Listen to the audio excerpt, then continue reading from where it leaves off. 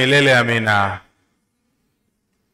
Basi karibuni kwa tafakari ya siku hii ya leo, Dominika au Jumapili ya kwanza kipindi cha Kwaresma mwaka huu.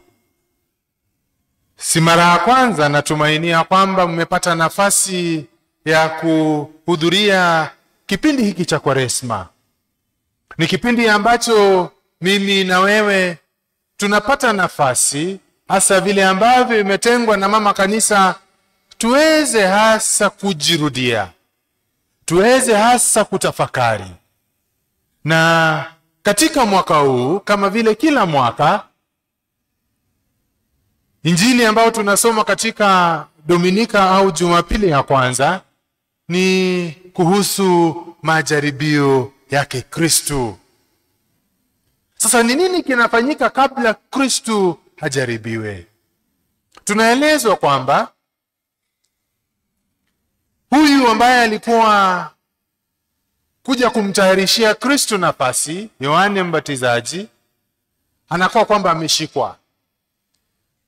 Na baada ya kubatiza Kristo, kumbuka kuna sauti, Mtakatifu Luka anatueleza sauti inayopaa kutoka mbinguni inayotueleza kwamba Kristo huyu ni mwana wa Mungu, tumsikilize.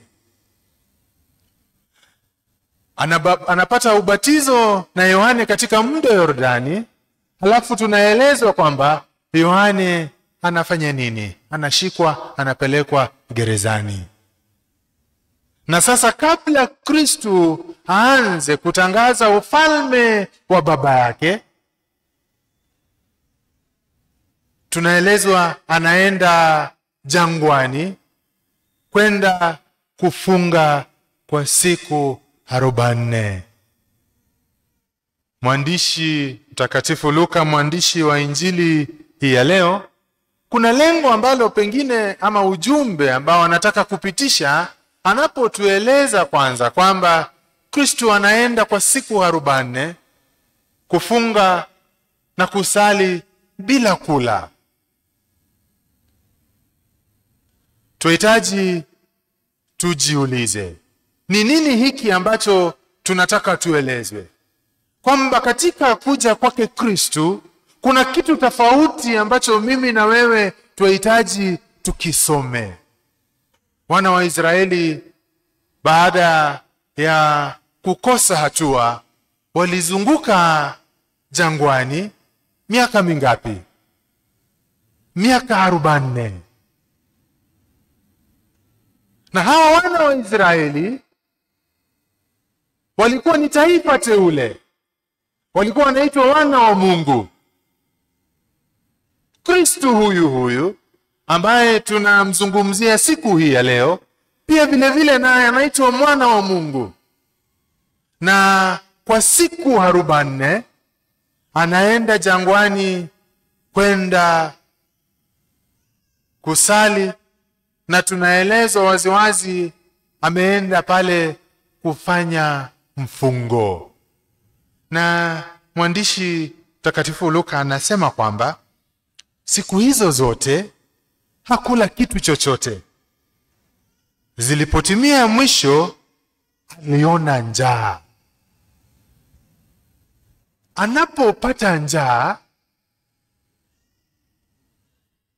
Shetani akamtokea. Na ningeomba tupitie majaribio haya matatu, tuone pengine ni nini mimi na wewe tunaweza kujifundisha jinsi ambayo Kristo alijaribiwa. Sasa kabla ya kwenda moja kwa moja, kwa jumla, I don't know whether you noticed how Christ was answering the devil when he was being tried. When he was being tempted, notice he doesn't dialogue with the devil. Hana muda wa kuanza mazungumzo na Shetani. Wengine wetu mara nyingi tunafikiria kwamba tumekomaa kiasi kwamba tunaweza tukajadiliana na tushinde. Hauwezi ukashinda. Don't try to imagine that you can dialogue with the devil and win. Sikiliza vile ambavyo Kristo anajibu. He quotes scripture, and in particular he goes back to the book of Deuteronomy, Kumbukumbu la Torati, na anamwambia Shetani, imeandikwa. Mtu hawezi kuishi kwa mkate tu. Ana kimya. Have you ever found yourself in any tempting situation? How do you go about it? Many of us want to rationalize and imagine that we can dialogue with the devil and win. Sasa Shetani, kwa sababu ni mlaghai, anafanya nini? Sikiliza naye vile anamwambia Kristo. Naye amesikia Kristo akisema kwamba imeandikwa, naye anarudia hilo. Sasa imeandikwa katika jaribio la 3 kwamba Mungu hawezi kuruhusu, jaribio la 2, hawezi kuruhusu wale walio wake waweze kuumia. Ukiruka kutoka hekalu hili, ni nini kitafanyika? Atatuma malaika wake akushikilie. What does this tell to you and to me?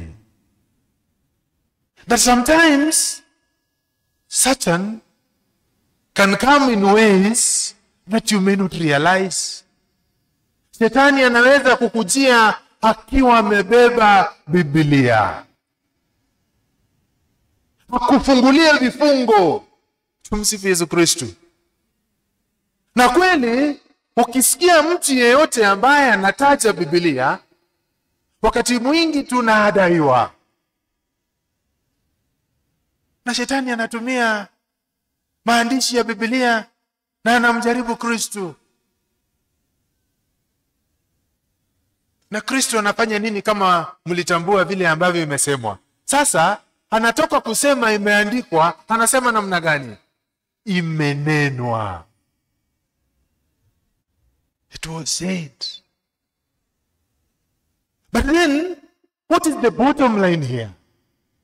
Ni kwamba kama haujui Biblia, if you are ignorant of the word of God, ukipata majaribio, how will you answer? Wapendwa, wengi wetu hatuna nafasi wakati mwingine ya kusoma neno la Mungu, hasa Wakristo wa Katoliki. Tumemwachia Father atusomee, haji atuzungumzie, tuendelee na maisha yetu ya kawaida. Pengine badala ya kufunga na kuacha kula nyama, fanya hima katika siku hizi za mfungo wa Kwaresma, angalau ujaribu kufanya nini? Kusoma Biblia. Try to read the Bible. Kwa sababu wakati ambapo unajua neno la Mungu, hautakuwa gizani. Shetani akikukujia amebeba Biblia, hata kuadaa, hata kudanganya. Kama si katika jumuiya, na sisi zote tuko katika jumuiya, how many of us read the Bible other than when we listen to other people reading here in church? Ni nani kati yetu ambaye siku moja, just out of the blues, kama vile unaenda sokoni unanunua kuku, unasema sasa leo na familia yangu tutakula kitoweo? Ni nani out of the blues unaita watoto wako na mke wako, kama wewe ni mke unaita mzee na watoto, unawaambia sasa leo niko na jambo, ninaomba tuketi angalau tusome kifungo kimoja cha Biblia? Nani kati yetu hapa? Ni muone. 1. Lakini tutakutana kwa pamoja kuangalia ile ambayo mnajua, sitaki nitaje. Tutakutana kwa pamoja wakati ambapo tuna kitu cha kugawana. It's an invitation today that we train ourselves to read the Word of God. Otherwise, when temptations come, we cannot overcome the devil. Tuende katika majaribio haya matatu. Jaribio la kwanza.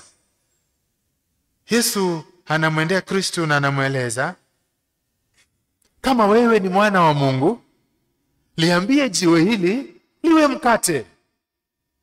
Nakumbuka hapo mwanzo tumeambiwa Kristo alikuwa amefika tamati ya siku hizi 40 na njaa ilikuwa imeingia. Sasa mwandishi wa siku ya leo kuna vile ameandika, but I'm trying to imagine how the conversation may have been. Sikiliza, pengine Shetani alimwendea Kristo na akamweleza kwamba ninajua uko na njaa na ninajua uko na nguvu.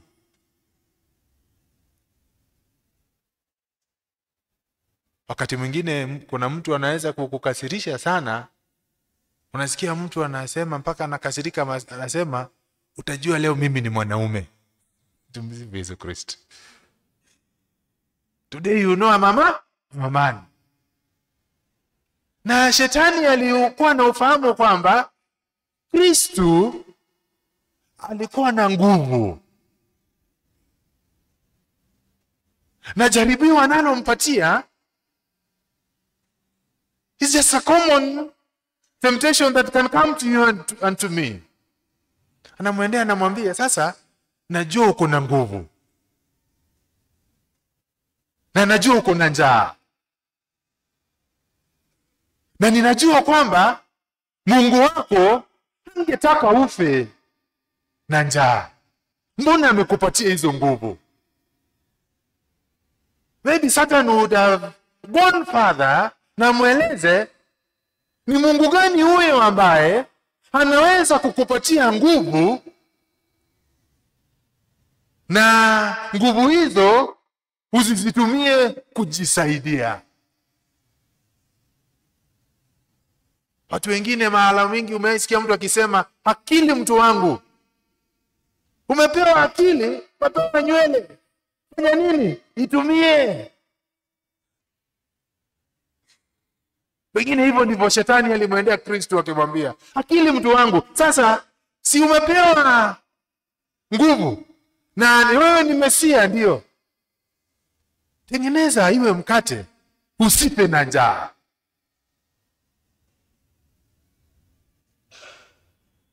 Sasa Shetani anapokosa kutii, anapokosa kujaribiwa, sikiliza, mimi na wewe Mwenyezi Mungu ametubariki kwa namna tofauti tofauti.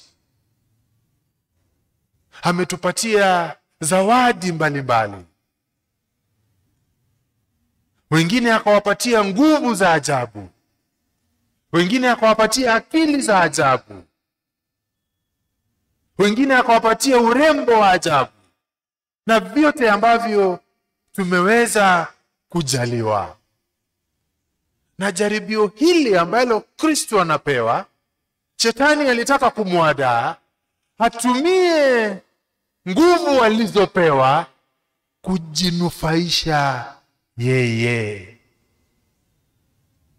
Lakini Kristo hakuja kujinufaisha yeye. Kristo alikuja ndiposa wafungwa wapate uhuru. Kristo alikuja wenye njaa wapate chakula. Kristo alikuja wagonjwa waweze kupata uponyaji. Zile nguvu ambazo Mwenyezi Mungu amekujalia, umezifanyia nini? Wakati ambapo unajipata kwamba kila kitu unachofanya ni cha kukunufaisha wewe, jua kwamba jaribio la kwanza tayari umeanguka. Kwa sababu tuliopewa si ya kujinufaisha tu. You see, in life there are two things: vocation and ambition. Na sisi tumepewa wito, na wito ambao umepewa ni wito wa kutumikia. Ninasimamia waseminaristi, na wakati ambapo seminaristi anakuja kujiunga katika seminari, swali ambalo mara kwa mara tunauliza ni, unahisi kama una wito? Wito wa kufanya nini? Kuingia kwa seminari, upate mafunzo, ndiposa utoke utumikie. So, vocation is about service. But your ambition is about the self. Na mara nyingi tumeanguka katika huu mtego wa ambition. Kama ni chakula, nataka nijipakulie kwanza.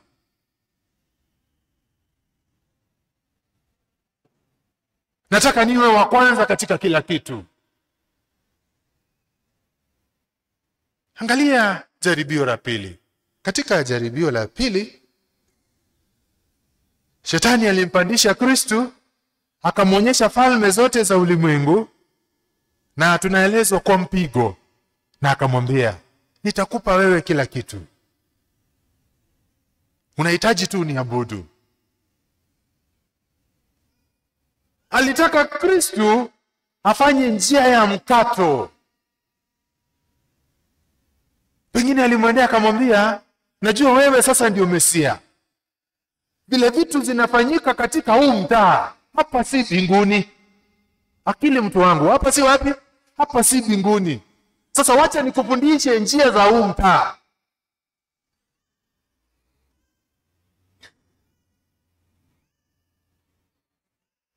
Kuna wale watu mtaani, ukitembea na yeye hauwezi kufika kwa barabara, kwa sababu kila mahali utasikia kitu, kiongozi, kiongozi, hapa na pale, kiongozi. Pengine Shetani alimwambia, nikufundishe njia za wapi? Njia ya mkato. Jiweke kwanza. Ni nani kati yetu angetaka kuwa kama Kristo, asipate madaraka ya ulimwengu huu? Wengi wetu tukipatiwa nafasi tutaishika na mikono miwili, si mmoja. Who would grab it. Positions of honor. Vitu watu wamefanya kwa sababu ya kuitwa chairman. Vitu watu wamefanya kwa sababu ya kutaka kuitwa mheshimiwa. Na Shetani kila siku yu tayari kukupatia madaraka. Madaraka ya mkato. Twende katika jaribio la mwisho na la tatu. Kisha Yesu akapelekwa Yerusalemu, akawekwa juu ya mnara wa hekalu, na akaambiwa, ikiwa wewe ni mwana wa Mungu, ruka kutoka hapa, na Mwenyezi Mungu baba yako si umesema ni mtu wa maana, atakutumia malaika, atakushika, hautaumia. So I'm trying to imagine, ingekuwa katika kipindi cha sasa na mambo na simu. Vitu ninaonanga za zingine TikTok, challenges zingine watu wanafanya. Mungu atusaidie. Ingekuwa pengine ni wewe wa sasa, modern man. Ni nani kati yetu ambaye anaweza enda kwa sherehe, iwe ni sherehe ya kuzaliwa, iwe ni harusi, iwe ni matanga, asitoe picha kamera, atake kupiga picha? Wengi hata tunafuata kama ni mtu amekufa, tunataka hata tupige mfu. na hata si ndugu yako ama familia yako. Kidogo kidogo naweka mtandaoni.